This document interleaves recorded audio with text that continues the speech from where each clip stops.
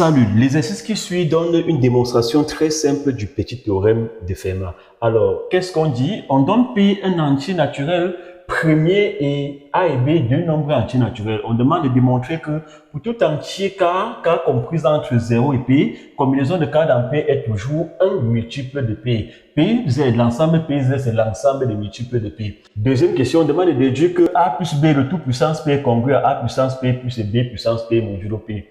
Alors, troisième question, on demande de démontrer que A puissance P est congru à A modulo P et que si A n'est pas un multiple de P, c'est-à-dire si P n'est pas un diviseur de A, alors A puissance P moins 1 est congru à 1 modulo P. C'est cette dernière ligne ici qui est appelée le théorème, le petit théorème de Fermat. Bien, passons à la première question. On va donc démontrer que lorsqu'on prend K compris entre 0 et P, combinaison de K dans P est toujours un multiple de P. Nous savons que quoi? Que combinaison de K dans P est égale à quoi? Factoriel P, factoriel K, factoriel de P moins K.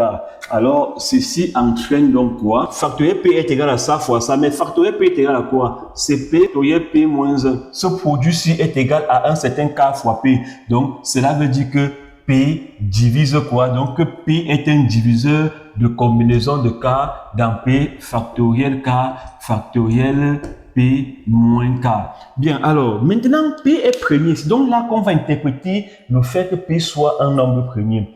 Alors, retenez que le PCD entre un entier naturel non nul et P n'a que deux valeurs possibles. C'est soit P, c'est P quand N est un multiple de P. Et c'est quoi? C'est un sinon. C'est-à-dire, si N n'est pas un multiple de P, je vais écrire donc là, or, K est plus petit que P. Et P moins K est plus petit que P. Ceci veut donc dire que le PGCD entre factoriel K et P est égal à 1 et le PGCD entre factoriel P moins K et quoi? Et P aussi est égal à 1. Ça veut dire que je prends K simple pour comprendre cela. Prenons P égale à 11. Si on prend K petit que 11, par exemple, si on prend K égale à combien? À 6. Vous voyez que factoriel 6, dans factoriel 6 qui est 6 fois 5 fois 4 fois 3 fois 2 là, il n'y a rien là-bas dedans qui peut diviser 11 par 1.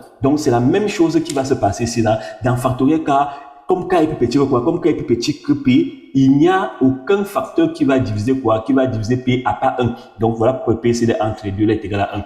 Alors, même chose ici là, voilà pourquoi PCD est égal à 1. Comme PCD entre P et factoriel K est égal à 1, et le PCD entre P et factoriel K moins P moins K est égal à 1, alors d'après dans le théorème de Gauss, qu'est-ce qu'on va donc dire?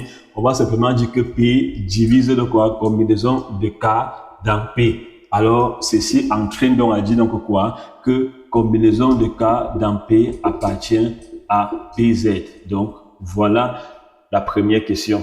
On va donc passer à la deuxième question. Dit que A plus B puissance P est congru à A puissance P plus B puissance P modulo P. Alors ici, on va utiliser le binôme de Newton. Commençons par développer ça par le binôme de Newton. Ça va faire quoi? Voilà le binôme de Newton. Ce cas ici là va de 0 à P. Alors dans ce qu'on a démontré ici, ceci marche pourquoi? Pour K compris entre 0 et P. Donc 0 exclu et P exclu. Donc on va évaluer donc la somme ici pour K qui vaut 0 et pour K qui vaut P. Ça va donc faire quoi? Donc ceci est égal donc à quoi? Pour K qui vaut 0, combinaison de 0 dans P c'est 1. A puissance 0 c'est toujours 1, donc il va rester ici là quoi? B puissance P. K vaut P. Combinaison de P dans P c'est aussi 1. A puissance P, je l'écris A puissance P. Il va donc rester quoi? Somme de K. K va aller maintenant de 1 à quoi? À P moins 1. Combinaison donc de K dans P. A puissance K, B puissance P moins K. On sait que pour tout K appartenant à grand M tel que quoi? Tel que 0 est inférieur à K est inférieur à P. Combinaison de K dans P est quoi? Est congrue à 0 modulo P. Donc, dit que quoi? Dit que combinaison de K dans P est un multiple de P, veut dire que c'est congru à 0 modulo P.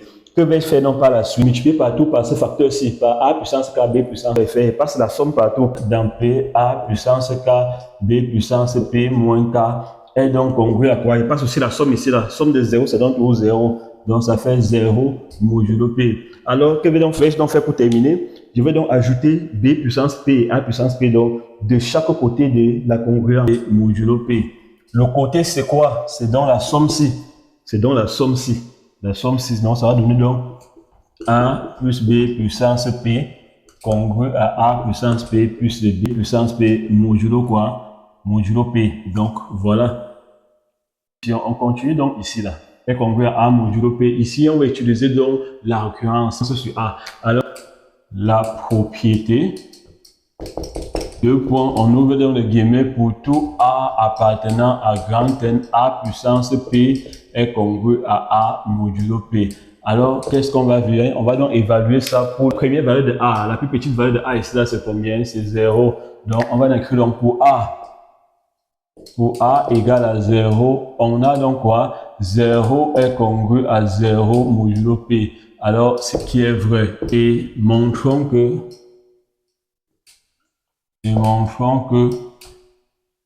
S de A plus 1 l'est aussi. Ça fait A plus 1 puissance P est congru à A plus 1 modulo quoi? Modulo P. Je vais commencer d'abord par exploiter la relation qui est ici là. 2 implique à dire que quoi? J'exploite le 2 là. 2 implique à dire que modulo P. Alors, je vais écrire donc là que pour B égale à 1, qu'est-ce qu'on aura? On aura A plus 1 puissance P congru à A puissance P plus 1, puisque 1 puissance P donne toujours, P est un entier naturel, donc ça donne toujours 1, ça fait donc 1. Alors, 1 puissance P donne toujours 1. Alors, d'après l'hypothèse de récurrence, implique à dire que quoi? Implique à dire que A puissance P est comment? Est congru à A modulo P. A puissance P plus 1 est congru à A plus 1 modulo P. Alors, comme ceci est donc vrai, ça veut donc dire par la suite que je vais écrire donc d'où S A plus 1 est donc vrai. On peut donc conclure. Dernière partie de la question, on sait que A puissance P est congru à A modulo P. Alors, ceci veut dire quoi? Cela veut dire que A puissance P moins A est comment? Est congru à 0 modulo P. Ceci veut donc dire quoi? Ceci veut dire, je vais mettre A en facteur congru à 0 modulo P. Ceci veut donc dire que quoi? Que P divise A facteur de A puissance P moins 1 moins 1. Or ici, PGCD entre P et A est égal à combien? Est égal à 1. Pourquoi? Parce que on a dit que A n'est pas un multiple. A n'est pas un multiple de P. Ça veut dire que P c'est entre P et A égale à 1, car P est un nombre prévu. Donc cela implique ça, c'est le théorème de Gauss. Cela implique donc à dire que quoi? À dire donc que P va forcément diviser A puissance P moins 1 moins 1.